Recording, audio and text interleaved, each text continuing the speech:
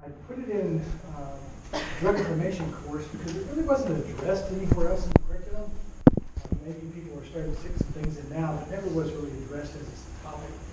And I thought, well, it really fits in advanced drug information because you've got to be able to answer questions about allergies, go to the patient's bedside, take a look at things, see if you think it might be an allergy. What's a pseudo-allergy? Because that comes up sometimes. So it's just a really nice topic, I think, to cover as a full lecture. Now there's I had the fortunate opportunity to write a chapter in Pharmacotherapy Principles and Practices. That's Marie Chisholm Byrne's book on this subject. There's a chapter in the Imperial Pharmacotherapy written by somebody else. Either chapter is great to go to for looking up information on this. They're very similar outlines and things. So if you're really, really interested in this, I'd recommend reading one of those chapters. And for the purpose of this course, I'm going to cover what I really want you to know in class today. So you don't have to go back and read the chapter to pass the exam. You should be able to do just fine. Coming to today's lecture. Got a few objectives, and as I go along, I'll tell you what they are. One is to be able to identify criteria that suggest allergies are really immunologic in nature. Okay, because if you get that in the back of your mind, kind of understand the allergy part of drug allergies a little bit better. The mechanism how they occur is actually interesting, not well defined. You think that would be something we know all about, exactly the mechanism how these things occur, but not really. There is a number of things that suggest they are immunologic, which I'm convinced that they are. For example, they occur in a small percentage of patients. That's true. There's a less than, I'd say, 1% of people are allergic to any particular drug. Reaction does not resemble a pharmacological effect. So if you get penicillin and you get a rash, that's not why you gave penicillin. It's not a pharmacological effect. It usually exhibits itself as anaphylaxis, which is life-threatening. Okay? So if I were to ask you, drug of choice for anaphylaxis, you better jump on epinephrine. You guys have heard that a million times. But that is a life-saving phenomenon. My youngest granddaughter has a number of food allergies, and she's actually had anaphylaxis 3 times. She's allergic to egg, which is really tough. 2 of the times it occurred with my daughter having the EpiPen, scared her to death in the emergency room on the way. The 3rd time happened when they were doing a test of baked eggs within a cupcake in a children's hospital with everybody standing around watching. And she took one bite, everything was fine. She smiled, she finally got to taste the cupcake, a regular cupcake, not like it was, her name's Anna, we call it Anna Marie cupcake, or Anna Say cupcakes. About 45 seconds later, she started breaking out the rash. So everybody kind of stood behind the edge of her seat to see what happened. Nothing happened, just a rash. So far as maybe not as bad as we thought. And then about 30 minutes later, she was throwing up profusely, and that's multiple signs of anaphylaxis. So typically, you would EpiPen somebody that time. But the physician said, no, let's just wait and watch. And she, after throwing up a couple times, nothing else ever happened, no swelling or anything. So she's still labeled egg allergy, so that's kind of so.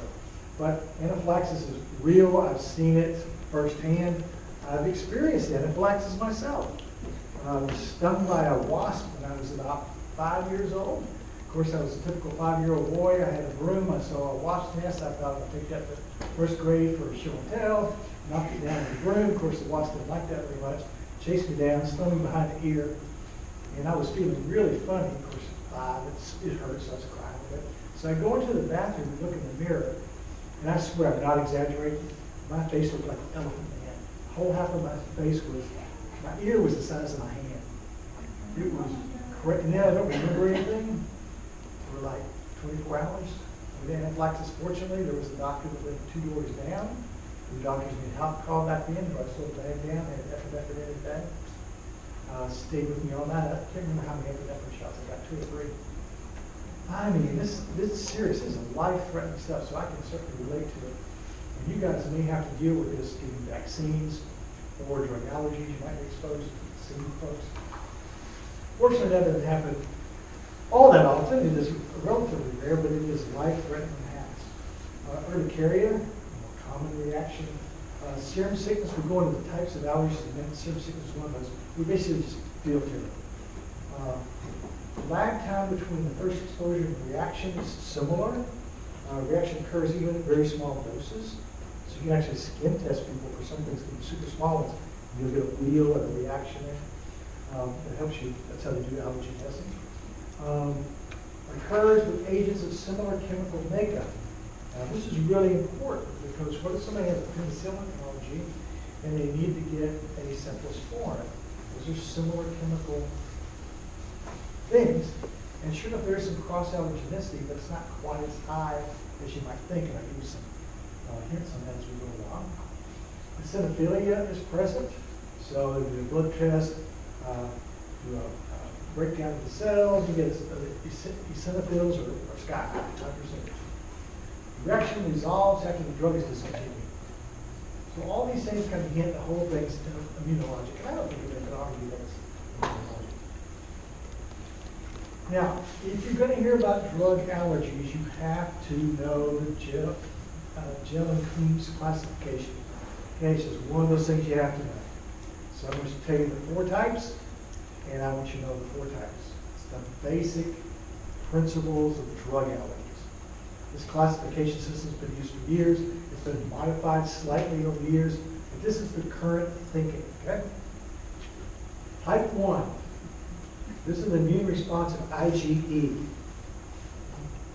So know that, IgE-mediated response, type 1. It's usually right away, and it's typically urticaria or anaphylaxis. That's a type 1 reaction, all the way from a mild rash to anaphylaxis. Type 2 is an IgE response. Clinical symptoms include hemolytic anemia, thrombocytopenia, or blood-related things. Type 3 is IgG and IgM. This type, typical symptoms, vasculitis, that's serum sickness where you just feel really bad, lupus-like reactions, some get joint pain, that butterfly effect around the nose and eyes that you've seen in lupus. And then type 4, this is the one that really scares me, besides anaphylaxis. Type 4 immune responses include Th1 cytokines, type 2 cytokines, cytotoxic T cells, CD4 and CD8, T cells, interleukin 8, and the clinical symptoms differ by the subtype of type 4. There's multiple subtypes of type 4. And some of these are the ones that you really, really worry about, like Stevens-Johnson syndrome.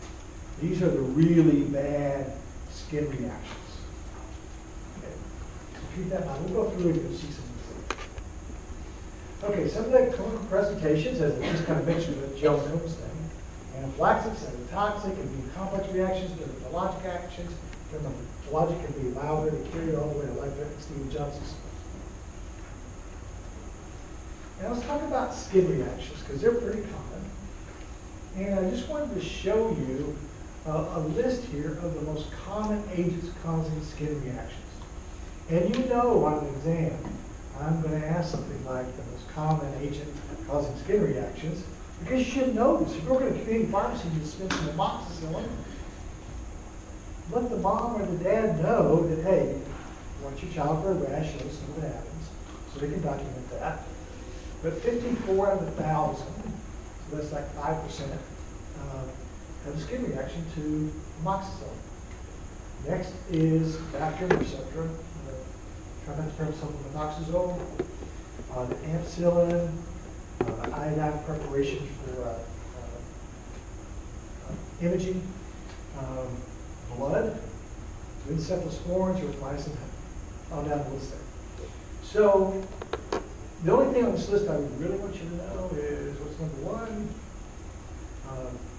or maybe the most common ones are, blank, you know, that kind of thing. Because common things, I love this phrase, I've said it to you before, common things happen more commonly than uncommon things. So you'll see these, okay? Let's take a look at urticaria and angioedema. These are types of reactions that can occur. I've got pictures here the best I can, so you can look it on your computer. It'll be better than what you can see on the screen, I think, because the contrast is not quite as great. Elevated papules with sharply defined borders and pale center. You can see that on a couple of pictures. They itch like crazy. Urticaria itches like crazy. Okay? It's a type 1 hypersensitivity. Hang on, angioedema, we'll get that in a second. Cutaneous mast cell activation, so mast cells in the skin are activated. That's where you get this reaction. It's usually immediate and it lasts over a few hours. So you take the drug away, the rash calms down. So if you get a picture like this, and it's immediate, and it itches like crazy, and it goes away after about 3 or 4 hours, I bet you have a drug allergy. This gets complicated sometimes because kids occasionally will get, they go to the doctor and they have a runny nose, they don't feel good, a fever, and the physician, because the mom and dad wants it, will prescribe an antibiotic inappropriately because it's a viral infection. And sometimes these viral infections can actually cause a rash.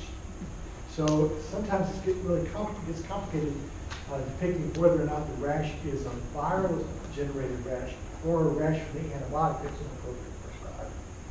And this is one of the ways you can tell the difference.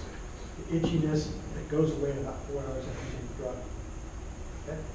So you can differentiate. That'll help define whether or not the person actually has allergy or not. Angioedema, I should have separated those in different slides.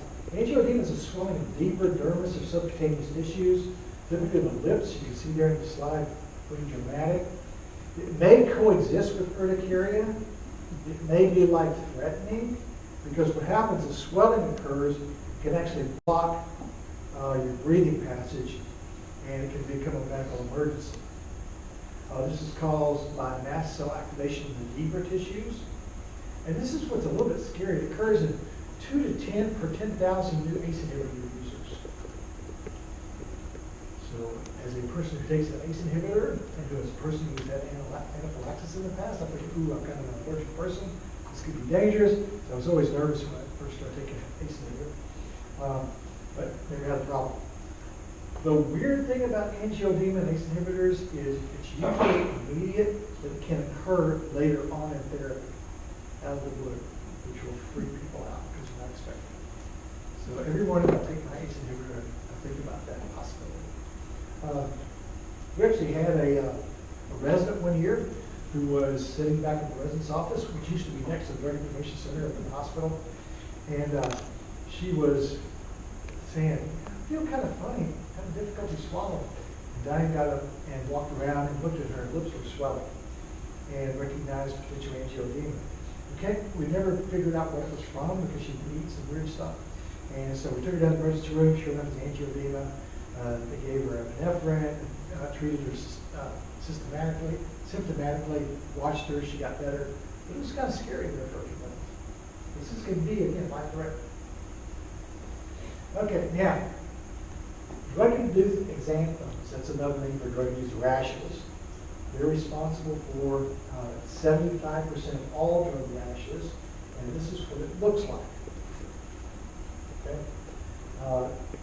Morbilliform, maculopapular, there's associated itching, onsets within days to weeks of starting a new drug, or some re-exposure to the drug. And this is the one that's really tricky to differentiate between that viral thing and the drug, because this one doesn't actually start until a day or so after the antibiotic or whatever you're starting, the drug you're allergic to. It's a little confusing. I won't ask you confusing questions on the test. It'll be very straightforward. These drug-induced xanthums, that type occurs days or maybe weeks after you start taking the drug. They're actually delayed type 4 hypersensitivities. Remember I said the type 4 are all kinds of skin things? This would be considered relatively mild. There's something much worse I'll show you in a minute. Discontinue the drug and the rash goes away. Antihistamines, topical steroids, antipyretics can be used with some benefit. Drug may be continued when no alternative is available. So if the rash is mild, you can continue to give the drug and not worry about it as long as you're watching. That is a decision I would only make, have a physician or allergist make that decision, because some of these can progress. But if it's been mild and you really need to finish out the antibiotic course, most people will let you go ahead and finish out the antibiotic course. There's something called a fixed drug eruption. These are kind of strange looking. I got a picture here. It occurred anywhere on the skin. Usually occurs at the same location, 30 minutes to 2 months afterwards. And you actually get these pigmented lesions that can last for years. And this is what it looks like. It's like it's just an allergic reaction. One on the foot here is the only one I've ever seen was on the side of the foot like that. But that's pictures I pulled up the internet for, so you can see what they might look like. Okay, kind of rare. You may not ever see one of those, but if you see it, you see one before in class. Pustular reactions, there's two types. Acneiform, which looks like acne. As most people who go through puberty know what acne looks like. You can treat those with corticosteroids. The other drug is a pretty aggressive treatment. I wouldn't go that far. Corticosteroids usually work fine. You can get a acute generalized synovitis pustulosis. There's a name for that, just to be complete. I want to show you that. That picture is pretty good. If you look very carefully, it looks like a bunch of pimples all running together. See the little yellow heads on those? Antibiotics and calcium channel blockers are notorious for causing those two types of pustular reactions. And then we get Stevens-Johnson syndrome. This is a tough one. You get fever, erosive stomatitis, papules on the face and trunk. This is relatively mild, in case you see here. It's Stevens-Johnson's if you have less than 10% epidermal detachment. Okay? If it's greater, they call it other things. We'll do it in a second. Most common drugs that cause this are sulfonamides, anticonvulsants, nonsteroidals, allopurinol. I've seen this with allopurinol, carbamazepine, I think it was, and certainly with ceftriaxone, sulfoxaflor. That's really the notorious one for causing a problem. Matter of fact, the sulfonamide sometimes, I actually had an infectious disease guy tell me that he never prescribes trimethoprim sulfoxaflor because he'd seen too many cases of these severe skin reactions, and he just felt like there was always no alternative. He wouldn't prescribe it anymore. But realistically, they're good choices for most people. Toxic epidermal necrolysis is the one you do not want. It's greater than 30% epidermal detachment. This is like a burn. I mean, you're treating this like a burn patient. And sepsis is pretty common. Mortality is up to 50%. Okay? This is the... Dr. May? Yes. Sorry, I just have a question on the Stevens-Johnson slide. Yeah, you said greater than 10, but the slide said less than 10. I meant less than 10, because that's less severe than the toxic. Okay? Sorry, misspoke. You're supposed to pay attention to what I mean. Just kidding. I'll try to say it correctly. But that's less than 10 is correct. It should say 10% there, like 50%. And then this one is greater than 30%. So they're distinguished by severity. Cutaneous lupus, I mentioned that a minute ago. It is one of the types of reactions you might see. This is the butterfly effect that you see in lupus. Looks just like this. The allergic version looks just like that. It takes months to develop. The drugs that are notorious for this: hydrochlorothiazide, calcium channel blockers, ACE inhibitors. Pretty rare, but just to be clear, I'll show you that. Okay, now, those are just some visuals of the types of things you might see with drug reactions. But again, going back to the old phrase of common things happen more commonly than uncommon things, I want to go over the most notorious drugs for being associated with drug allergies. Does that make sense? I call these the notorious drugs, and we'll start with the big notorious one, that's beta-lactams. Okay, most common reaction you see is itchiness, rash, and angioedema. The incidence, and this, I think I told you this when we talked about adverse drug reactions, because drug allergies are adverse drug reactions. The incidence of penicillin allergy is 1 in 10 to 1 in 100. Remember, by our definition, we consider that high risk. 1 in 10? Oh my gosh, 1 in 10. 10% of people are going to have penicillin allergy. Maybe it's 1 to 10%, somewhere in there, depending on what literature you read. And of those, 1 in 10 is life-threatening, and of those, 1 in 10 patient dies. So when you're talking penicillin allergies, you got to pay attention to it. Somebody comes in and says, I'm allergic to penicillin. And, or, let's make it more realistic. A trauma patient comes into the hospital, and they say, and the relatives, their husband or wife says, any allergies? Yeah, he's allergic to penicillin. But she's too upset to describe it, can't get any history, just a label of pen allergic. Guess what? You're not going to give penicillin to that person, because you don't know. After you have a chance to get a picture of what that penicillin allergy was, it could be something like, oh yeah, I gave you that stomach, so I'm allergic to it. It's not an allergy. Okay? If somebody said, I took it, and then I had rash, swelling, and difficulty breathing, do not give that person penicillin. Okay? Rash, about 2% with penicillin. I think that matches up with what I showed you in the previous slide. 5 to 9% with ampicillin. Maybe it's a slightly higher than I showed you in the previous slide. And all these numbers are estimates from different literature sources. So it's always important to know that I would ask you what percent of people have a skin rash to amoxicillin. I would ask you what drug is the most common one causing skin rash. Okay, because that number varies all over the board. Well, I guess I could say it's 5%, 50%, or 99%. You could get it right. It's 5%. In patients with Epstein-Barr, CMV, or acute lymphocytic leukemia, 69 to 100% of those patients will get a rash from penicillin, or beta-lactams in general. That's kind of scary, right? Now, the question is, what about cross-allergenicity? People, you'll get this question a lot, whether you're in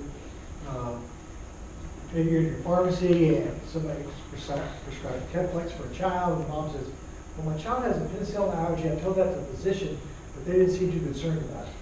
Should you be concerned about it? How do you counsel this patient? Well, it's not known, but it's probably low. I've tried to find that number 1,000,000 times. If I had to guess, I would say overall, the cross-allergenicity is somewhere probably around 4%. I've seen as high as 9%. Got a feeling the 4 is probably more accurate.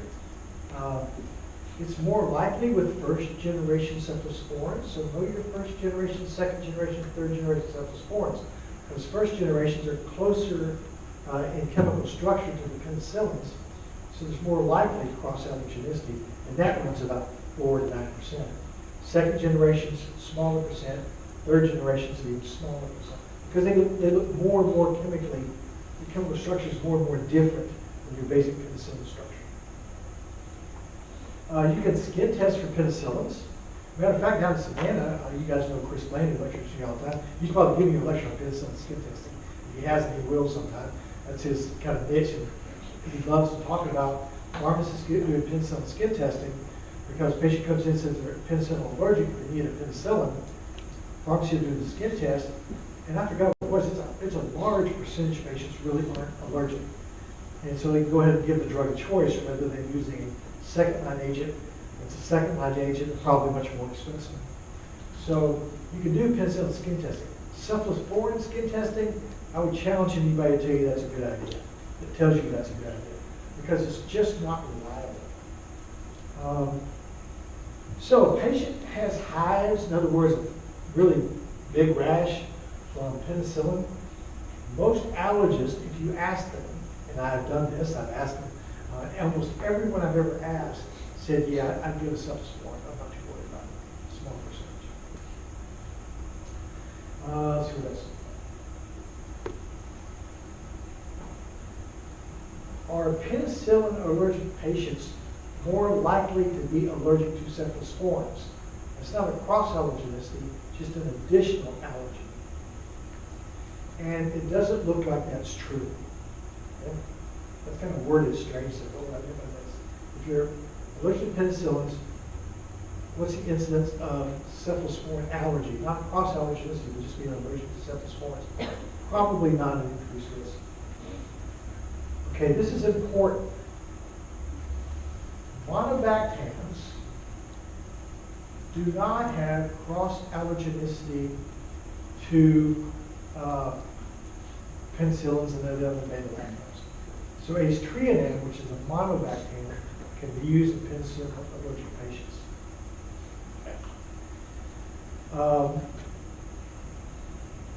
Aztreonam and ceftazidime share an identical R group side chain. So if somebody's allergic to ceftazidime, they may also be allergic to monobactam aztreonam. Okay, so there may be cross-allergenicity between those two, but not monobactams and all the other ones. Okay? You got to remember that because that's kind of an exception to the rule. If somebody has a carbapenem allergy, okay, piperacillin, not piperacillin, imipenem, those kind of drugs,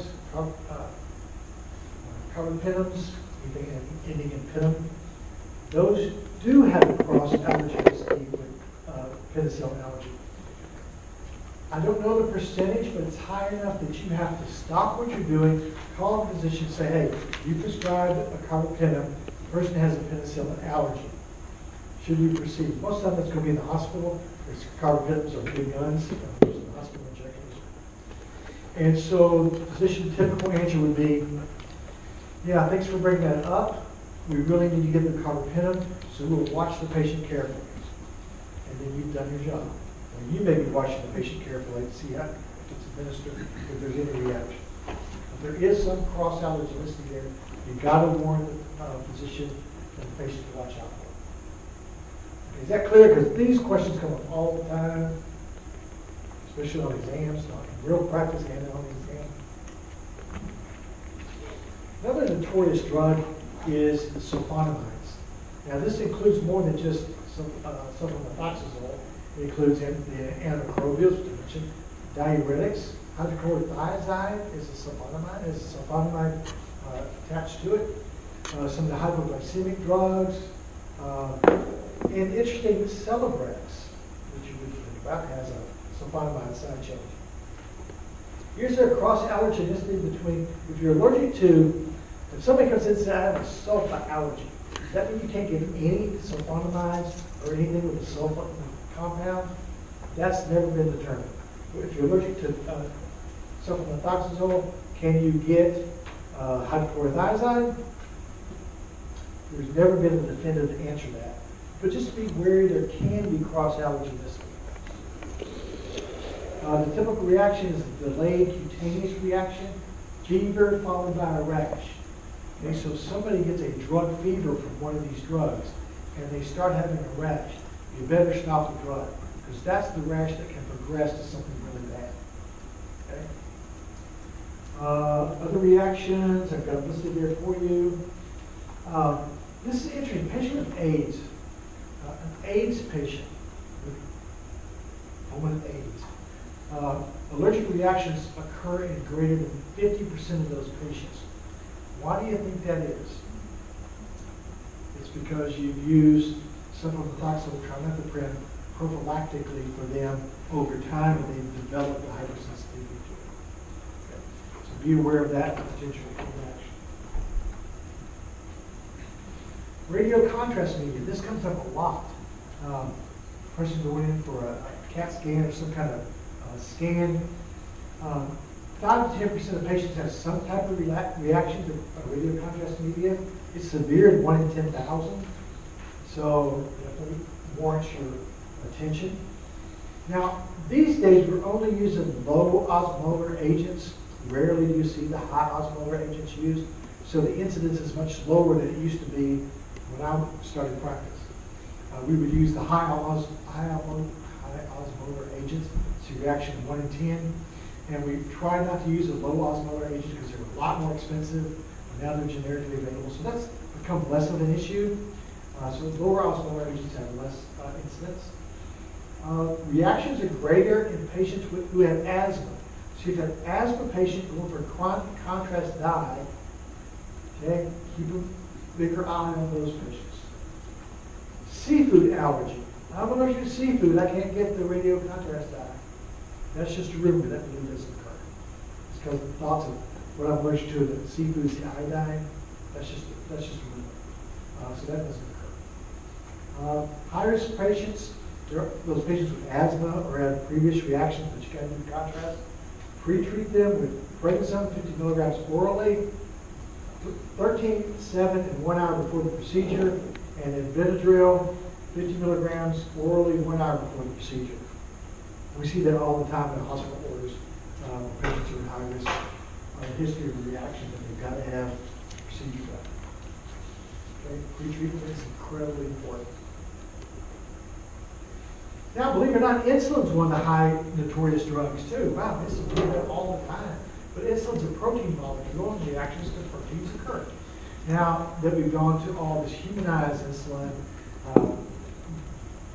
this has become less of an issue. But remember, back when I was in school, we did pork and beef, insulin, and might be allergic to one, but not the other. You always had to have those. If the human came along, reactions died down a good bit, but you still can have the reaction to human insulin. Usually local or systemic. Locally, it'd just be a little wheal, a little itchy area right where you get the shot. Usually mild. If you take antihistamine with the insulin, no issues whatsoever. Systemic reactions, full body urticaria, that's really rare. Treatment options include dexamethasone as a pre-dose.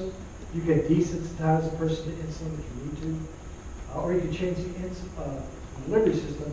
Insulin pumps and inhaled insulin actually cause less allergic reactions than the regular pill injections. Now, I don't really know why. All right, these are used so commonly that you've got to know about these. And that's aspirin and nonsteroidals. There's two types of reactions. The most common one is urticaria, a rash from aspirin or nonsteroidals, but it can progress to angioedema. These are real aspirin and nonsteroidal allergies. And there is a cross-allergenicity. So if you're allergic to aspirin, don't give nonsteroidals. If you're allergic to nonsteroidals, don't give aspirin.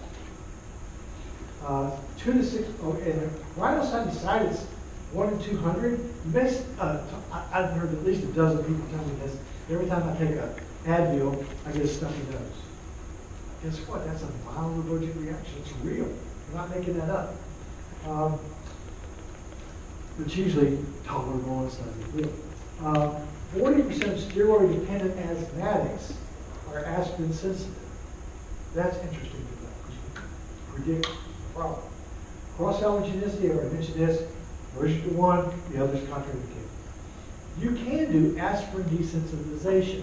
And in the book chapter, I think either book chapter you go to, it's outlined a couple of the procedures you can use to do that. You can do a variety of drug sensitizations. Let's say somebody really needs to get daily aspirin. Of course, now it's fallen out of favor. Apparently, there's a study released a few days ago saying taking aspirin for bed heart attack doesn't work. It can be more dangerous and you shouldn't take it. So it actually came out in the GPHA. If you're a GPHA member, they just sent that back out. Some bad news for low-dose aspirin.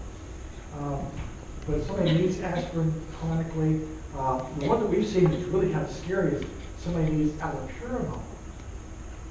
And you can desensitize to allopurinol. Remember, allopurinol is one of the drugs that causes really bad reactions. We've done a number of, actually, Diane, my wife, and one of the allergists worked out, they did a literature search and found the best available information for the first allopurinol desensitization at the hospital probably 10 years ago. For us, the first one at the hospital. It was pretty dramatic. Had to have a person in the ICU with all the crash cars around. And the patient did fine. Remind me to come back to desensitization if I don't do it right away. Okay, I think that's everything there. Excipients. Patients can be allergic to dyes, fillers, buffers, stabilizers. The notorious one historically was FDNC yellow number 5. I think it's been taken out of everything. A lot of people had anaphylaxis, bronchospasms to that dye. It was a big deal when I was a student. Always looking for yellow dye number 5, see what was in there or not. But people have allergies to other dyes. So if I had a book on what book on my shelf might I reach for to see what kind of dyes might be in something? Facts and comparisons usually lists that. So that's my go-to. If that's not the case, some of the package inserts will list that, not always. Sulfites are antioxidants that are used. If you've ever drink white wine or red wine, let's say it contains sulfites. So people who have sulfite allergies, they might get a severe headache from just one glass of wine. That's an allergic reaction. Sodium metabisulfite is the ones typically used. Wheezing, tight chest, urticaria, angioedema, flushing, weakness, nausea, anaphylaxis. Those are all real things. Now here's a little cool side story. In the Drug Information Center, we had an allergist who called us all the time. Does this have any metabisulfite in it? And it wasn't listed in the package insert anywhere. We had to call the manufacturer typically to find out. And so she said, we got to come up with a table of drugs that contain this. I said, okay, let's work on it. So we had a list of all these drugs that they'd had problems with in the past, called all these manufacturers, came up with a table listing all the ones that contained sulfite preservatives in them. It was probably a year-long process. And one of the allergy fellows wrote an article and put our chart in it, which that's credit, we got a co-authorship on it, and then the attending allergist, 3 of us. But because it was a fellows paper, it won a national award for best allergy fellows paper in the country. Because nobody thought about that before. And done the work to figure those things out. So don't negate the importance of sulfite as a potential antioxidant for things that will oxidize these. Parabens, typically in topical agents, so they can cause contact dermatitis. Latex allergies, very important. This is becoming more and more common over time. This slide is a couple years old. More than a dozen deaths reported. Multiple dozens of deaths have been reported. Bronchospasm, anxiety, urticaria, flushing, anaphylaxis. This is important if it comes up for a patient. Dry rubber latex products are less of a problem, like the vial stoppers, the syringe plungers, injection ports. Even though we're trying to avoid all of that, somebody with latex allergy, they tend to be less of a problem. Natural rubber products are a bigger problem, like medical gloves. So now I think all the gloves in our hospital are latex free. I don't know what you might have in a pharmacy where you're doing any kind of sterile procedures, but get rid of the latex gloves because exposure to them over and over and over makes you more likely to have an allergy to them. Condoms and catheters could be a problem. Now this is kind of some cool trivia for you. If you're allergic to any of these things, bananas, chestnuts, plums, peaches, avocados, papaya, kiwi, big cross-allergenicity with latex. I don't know why, but it's real. And my only little granddaughter, Anna, is also allergic to bananas. So likely she's allergic to latex. Dr. Mike, can I ask you a question about the tartrazine and the sulfites? Yes, absolutely, yeah. So, I'm sure you're aware of, there's like a special diet called the Feingold diet for children who have ADHD. And I'm wondering if there's any actual evidence for that, which would be like eliminating the artificial colors like the tartrazine, preservatives like sulfites, and also they eliminate any salicylates from the diet. Do you know if that has any actual evidence? I haven't studied that, but that has come up as a question before. And last time I looked at it, it was mostly anecdotal, and people writing books on these diets, and they had success stories where people have improved. But that's kind of a low level of evidence. I'm not aware of clinical trials which have actually been tested, because that would be hard to do. I could be wrong on that, but the last time I looked, that's all I knew about was anecdotal evidence. Does that help you? Thank you. You're welcome. Okay, latex prevalence is about 5% of the population. Okay, and I might ask you who's at high risk for being latex allergies. Spinal bifida patients. Patients who have had undergone recurrent surgical procedures because they have multiple exposures to latex products. And the big one, healthcare workers. So all of you are at higher risk. Not so much now if you use only those non-latex gloves, but if you're handling all that latex over and over and over and over, eventually you get some hypersensitivity to it. Typically, you should have on your shelf somewhere a little notebook with a list of latex-free products, alternatives, and that's fairly common in most hospitals to try to avoid that. Okay, before we get to this one, I want to go back to the desensitization because there's one key factor here you've got to know. Let's say somebody really needs penicillin. As a drug of choice, you need to get it, and you can desensitize somebody to penicillin. And so they get the desensitization protocol, and they're able to tolerate it, and then they're taking daily penicillin for a course of therapy, and then they stop. As soon as you stop taking it, you become allergic again. If it's a long-term therapy, like something like allopurinol, and you get desensitized to the allopurinol, and now you're able to take it, and you take it every single day, and as long as you don't miss doses, you're always desensitized. But the minute you stop for a period of time, unfortunately I can't define that for you, a period of days probably, you become allergic again. So if somebody's been desensitized, you've got to counsel them about don't miss any doses. And if they've been desensitized to something that's short term, the next time they get that drug, they're still allergic. Because to maintain the desensitization, you've got to maintain on that drug. Does that make sense? I don't have a slide on that. For some reason I didn't put that in, but it's important. Okay, treating allergic drug reactions, anaphylaxis, epinephrine. I'm going to ask you that exam. I know you know it. It'll be 3 points, but just tattoos it in your brain over time. Second thing, discontinue the causative drug. That's obvious. Treat the adverse clinical signs and symptoms. Substitute an alternative drug if necessary. And document the patient's allergy status. Okay? Because if you've witnessed an allergic drug reaction and you don't document it in the chart and talk to the patient about the allergy, describe the severity to them, so when they get admitted to a hospital or go to a different doctor and they say, do you have any drug allergies? They can say, yes, I'm allergic to this. And they'll say, well, what happened? And they can give a very detailed description. If you do rotations in the hospital at any point, you look at allergies, patients' allergies, and look at how it's described, almost always there's nothing there. So that's a problem. What about patients with multiple antibiotic allergies? Well, this is where you get to play detective, because if they have a list of all these antibiotic allergies, and really limited choices, you can't treat the person.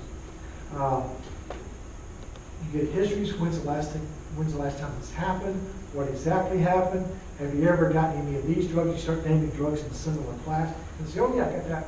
I got ciprofloxacin, but I'm allergic to levofloxacin. Probably not allergic to levofloxacin. So start doing a big history and play a detective. That's how you deal with those multiple antibiotic allergies. Oh yeah. What's a pseudo-allergic reaction? A pseudo-allergic reaction is something that looks like an allergy, but it's really not immunologic in nature. And get at the top of the list, the example I want you to remember is vancomycin. Vancomycin and red man syndrome. You guys heard of that? Okay, you get taught that in class, I know many times. That is not important. That is not an allergic reaction. So if I were to ask you on an exam, or somebody were to ask you on rounds, hey, this person had red man syndrome last time, so they're allergic to vancomycin, so we don't want to give it this time. And your answer is, red man syndrome is not an allergy. It's related to the concentration and the rate of administration of vancomycin. So this person reacted because it was too concentrated or given too fast. Let's slow it down, dilute it a little bit more, and watch them. And most of the time, the red man syndrome will not repeat. Okay, which kind of rules out allergic reaction because you're still giving the drug and you're not reacting. If it was an allergic reaction, you would react no matter how you gave it.